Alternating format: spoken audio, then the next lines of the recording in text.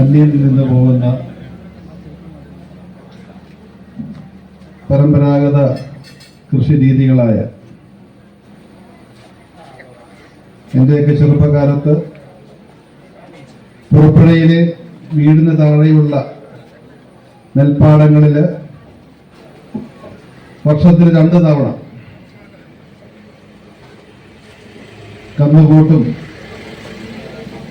കന്നുകൂട്ടിന് ശേഷമുള്ള കൊയ്ത്തുത്സവവും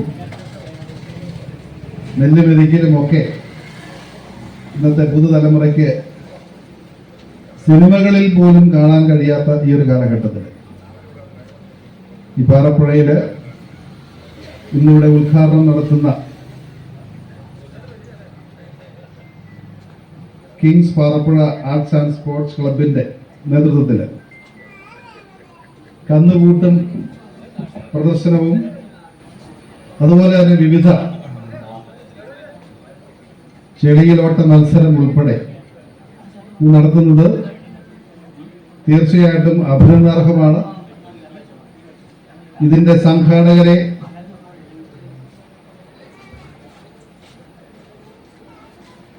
അഭിനന്ദിച്ചുകൊണ്ട്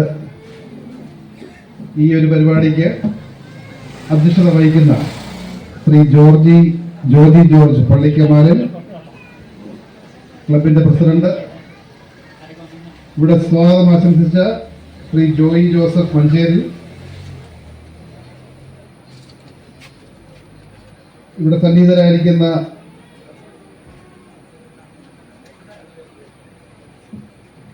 ശ്രീമതി അനു ജിജോ, ബഹുമാന്യായ പഞ്ചായത്ത് പ്രസിഡന്റ്, ശ്രീമതി ബിജു സിജി, അച്ഛനുണ്ട് father Mathew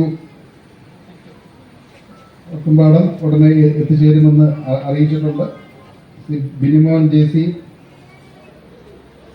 Binu Kaimal BJP സംസ്ഥാന സമിതി അംഗം, ജോഷി ജോർജ് ഡാട്ട് കോൺഗ്രസ് പാർട്ടിയുടെ ബഹുമാനായ മണ്ഡലം പ്രസിഡന്റ്, അജയ് ജോസ് കളപ്പുര ഉൾപ്പെടെ ഈ വേദിയിലും സദസ്സിലുമുള്ള ബഹുമാനരെ, ഈ ക്ലബിന്റെ ഭാരവാഹികളെ, ഇന്ന് ഈ കന്നുകൂട്ട് പ്രദർശനവും അതിനെ തുടർന്ന് നടത്തുന്ന മത്സരങ്ങളും കാണുവാൻ എത്തിയിരിക്കുന്ന, അതിൽ പങ്കെടുക്കുവാനുമായിട്ടൊക്കെ എത്തിയിരിക്കുന്ന ബഹുമാനരായ പ്രിയ സ്നേഹമുള്ള എൻ്റെ നാട്ടുകാർ, ആദ്യമായി ഇവിടെ പറഞ്ഞ സമയത്ത് നിന്നും ഏറെ വൈകി എത്തിയതിനുള്ള ക്ഷമാപണത്തോടുകൂടി ഞാൻ തുടങ്ങട്ടെ. ഏറ്റുനിന്ന കുറെ പരിപാടികൾ, ആ പരിപാടി തുടങ്ങാൻ വൈകിയതുകൊണ്ട് തന്നെ മുന്നോട്ടുള്ള എല്ലാ പരിപാടികളിലും ഈ ഒരു താമസിച്ച് എത്തിച്ചേർന്ന് ഇനി ഇത് കഴിഞ്ഞ് രാമപുരത്തൊരു കല്യാണം കൂടെ കൂടാനുണ്ട്. അതുകൊണ്ട് ദീർഘമായൊരു പ്രസംഗത്തിലേക്ക് ഞാൻ പോകുന്നില്ല. തീർച്ചയായിട്ടും ഇന്ന് ഈ പാറപ്പുഴയിൽ ഞാൻ വരുന്ന വഴി പറയുക, സമയമുണ്ടായിരുന്നെങ്കിൽ അന്നൊക്കെ കണ്ടത്തില് കാള പൂട്ടുവാൻ വേണ്ടി ആൾക്കാർ ഇറങ്ങുമ്പോൾ അപ്പച്ചൻ കാള പൂട്ടുന്നത് ഞാൻ കണ്ടിട്ടുണ്ട്.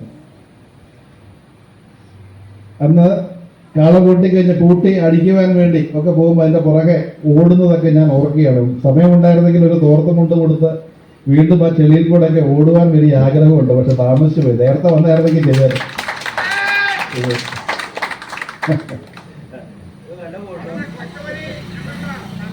അതെ അതെ, ചെറുപ്രായത്തിൽ ഉള്ള ഓർമ്മകൾ തീർച്ചയായിട്ടും അന്ന് വളരെയേറെ ഗൃഹാതുരത്വം നിറഞ്ഞ ഓർമ്മകളാണ് ഇതൊക്കെ വരുന്നത്.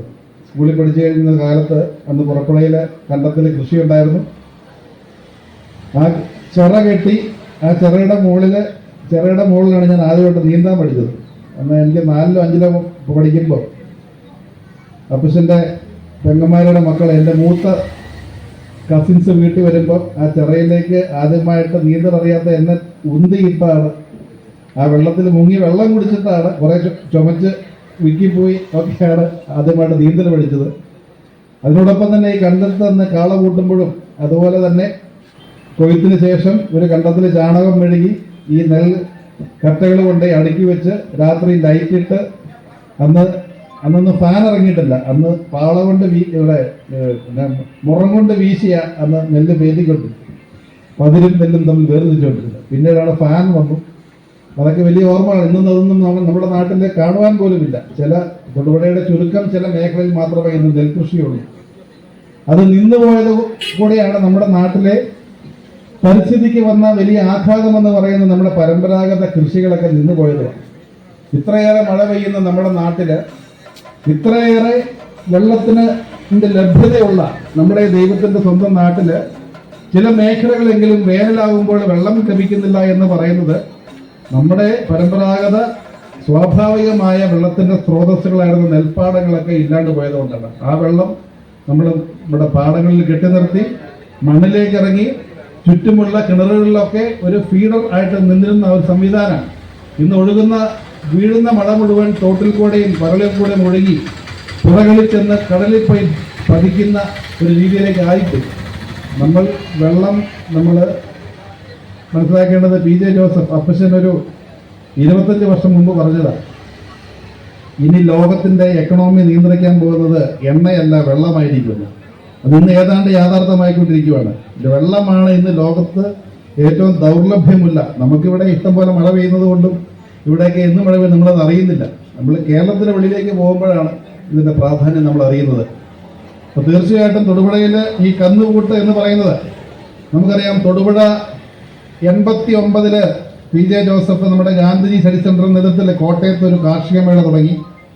അതിനുശേഷം ഓരോ വർഷവും തൊടുപുഴയിൽ ഒരു കാർഷിക മേള നടക്കുമ്പോൾ തൊടുപുഴയെ അറിഞ്ഞുകൊണ്ടിരുന്നത് കാർഷിക മേളയുടെ പേരിലാണെങ്കിൽ ഇനി നമുക്ക് പാറപ്പുഴയെ എല്ലാ വർഷവും നടക്കുന്ന ഈ കന്നുകൂട്ടിന്റെ പേരിൽ ഇനി അറിയുന്നൊരു സ്ഥിതിയിലേക്ക് നമുക്ക് കൊണ്ടുവരണം. അത് ഇന്നിപ്പം ഒരു പ്രദർശന കന്നുകൂട്ടാണ്. ഇനി നമുക്ക് കന്നുകൂട്ടിന്റെ മത്സരം നടത്തണം. പാലവാടി തുടങ്ങിയ മറ്റ് അതുപോലെ തന്നെ കാളവണ്ടി ഓട്ടം, അതൊക്കെ ഇടയ്ക്ക് നിയമം എന്തോ തടസ്സങ്ങളൊക്കെ ഉണ്ടായി നമ്മുടെ നാട്ടിൽ നിന്നുപോയതാണ്. അതൊക്കെ തിരിച്ചു വരണം. സവാരി വണ്ടികളൊക്കെ നമ്മുടെ ഈ നിരത്തിൽ കൂടി കാളവണ്ടി ഓട്ട മത്സരങ്ങൾ നമുക്കിവിടെ നടത്തണം. അതൊക്കെ ഒരു ആനിമൽ ഫ്രണ്ട്ലി ആയിട്ട്, മൃഗങ്ങളെ അങ്ങനെ ഉപദ്രവിക്കാത്ത രീതിയിൽ.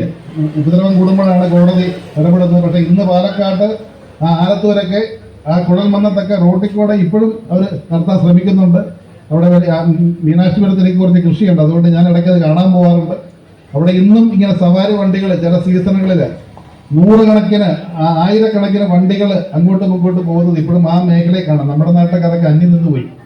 തീർച്ചയായിട്ടും ഇതുപോലുള്ള പരമ്പരാഗത രീതികൾ തിരിച്ചു കൊണ്ടുവരണം. അത് തിരിച്ചു കൊണ്ടുവരുന്നത് നമുക്കറിയാം. ഇന്ന് നമ്മൾ മെക്കനൈസ്ഡ് ആയി. ഇന്ന് പലതും കൃഷിയിലേക്ക് നമ്മൾ കാളപ്പൂട്ട് ഇറക്കി കഴിഞ്ഞാൽ ഒരു പക്ഷേ അത് നമുക്ക് ആദായകരമാകത്തില്ല. പക്ഷെ എന്നാലും നമ്മുടെ പൈതൃകം നമ്മൾ വിട്ടുകളയാൻ പാടില്ല.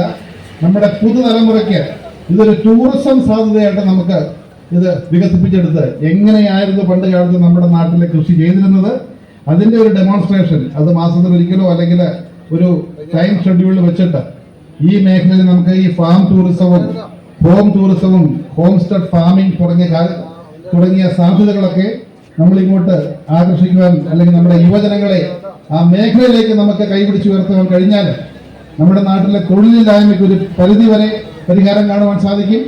നമ്മുടെ നാട്ടിലെ കാർഷിക മേഖലയിലുള്ള നമ്മുടെ ബഹുമാന്യനായ വികാരിയച്ഛൻ ഇവിടെ എത്തിയിരിക്കുകയാണ്. മുൻ വികാരിയച്ഛൻ, അതെ, ഞാൻ അന്ന് പെരുന്നാളിന് വന്നപ്പം അച്ഛൻ സ്വീകരിച്ചതാണ്. അപ്പോൾ എല്ലാവരുടെ പേരിൽ മുൻ വികാരിയച്ഛനെ ഞാൻ ഇങ്ങോട്ട് സ്വാഗതം ചെയ്യുക.